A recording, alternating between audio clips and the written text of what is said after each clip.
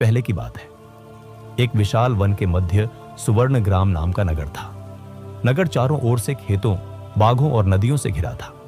वहां के लोग परिश्रमी और समय के पाबंद थे।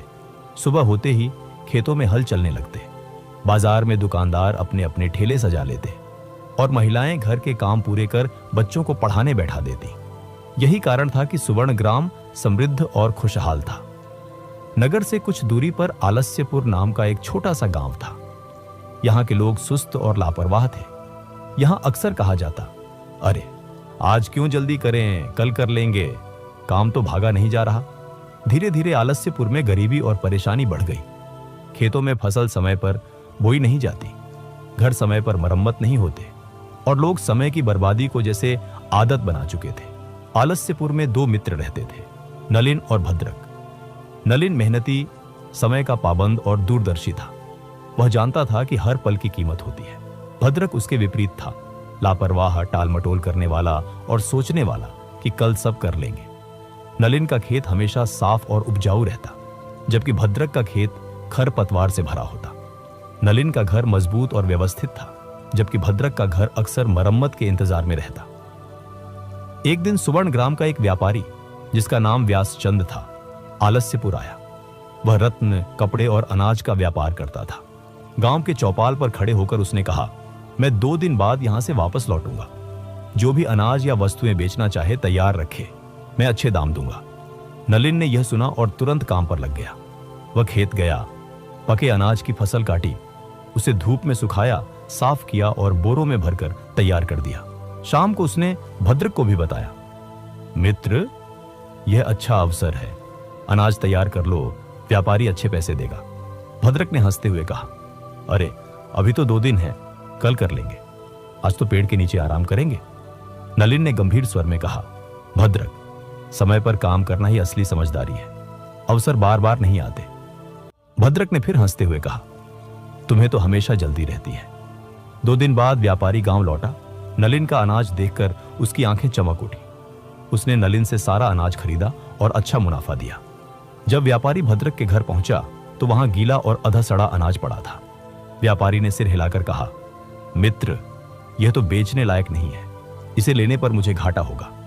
भद्रक चुप रह गया और व्यापारी आगे बढ़ गया। उस रात भद्रक नलिन के घर बैठा और बोला, काश मैंने भी तुम्हारी तरह समय पर काम कर लिया होता। नलिन ने कहा, मित्र, समय एक बहता हुआ पानी है। अगर तुमने इसे थामने की कोशिश नहीं की तो यह हाथ से फिसल जाता है। कुछ महीनों बाद गर्मियों में गांव के पास के जंगल में आग लग गई। तेज हवा से आग फैलने लगी। नलिन ने तुरंत गांव के लोगों को इकट्ठा किया। दोस्तों, अगर हमने अभी पानी डालकर आग पर काबू नहीं पाया तो यह हमारे गांव को भी जला देगी। भद्रक ने फिर कहा, अभी तो आग दूर है, कल देख लेंगे। पर रात होते होते आग गांव के किनारे पहुंच गई। कई घर जल गए। नलिन का घर सुरक्षित रहा, क्योंकि उसने पहले ही अपने घर के चारों ओर गीली मिट्टी का घेरा बना दिया था। भद्रक का घर राख हो गया। इस बार उसे गहरा धक्का लगा। एक दिन सुवर्ण ग्राम के राजा ने घोषणा की, हमारे राज्य में एक भव्य उत्सव होगा। जो व्यक्ति सबसे सुंदर और उपयोगी वस्तु लेकर आएगा, उसे हम धन और पद देंगे। नलिन ने तुरंत जंगल से उत्तम लकड़ी लाकर सुंदर पालना बनाना शुरू कर दिया। भद्रक ने सोचा, अभी तो समय है, बाद में कर लेंगे।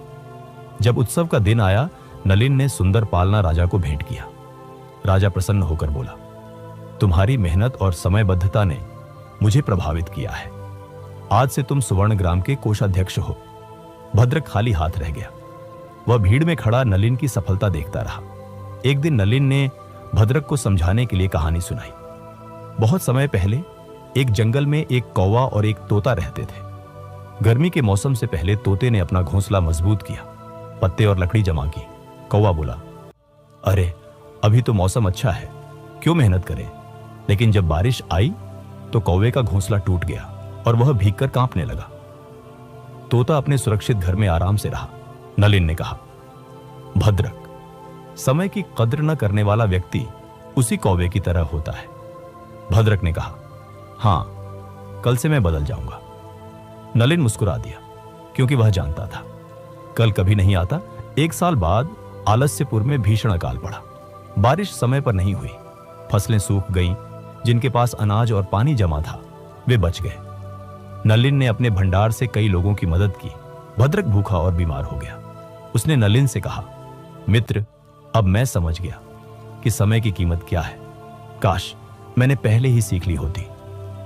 नलिन ने पानी पिलाते हुए कहा, भद्रक, समय एक नदी की तरह है, एक बार बह गया तो फिर कभी नहीं आता। इसका सही उपयोग ही जीवन की असली सफलता है। अगर ये कहानी आपके दिल को छू गई हो तो इसे अपने उन दोस्तों के साथ जरूर शेयर कीजिए जो अपने कल का इंतजार करते हैं। और हाँ, ऐसे ही प्रेरणादायक विचारों और कहानियों के लिए चैनल को सब्सक्राइब करें और बेल आइकन दबाना ना भूलें, क्योंकि अगली कहानी शायद आपकी जिंदगी बदल दे। मिलते हैं अगले वीडियो में, तब तक याद रखिए समय की कीमत। धन्यवाद।